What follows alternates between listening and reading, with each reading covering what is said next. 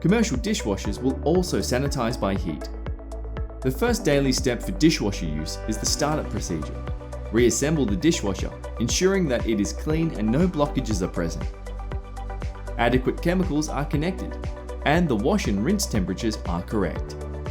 To achieve the desired results in warewashing, prepare dirty items adequately by scraping, rinsing, and sorting. Cutlery should be pre-soaked for at least 20 minutes. Do not overload racks and ensure matching items are racked together. Following the wash cycle, allow items to air dry completely before stacking. At the end of each day or service, daily maintenance and shutdown is required.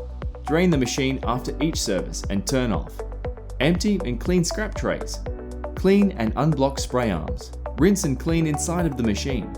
Descale if needed. Descaling of your dishwashing equipment will be required periodically.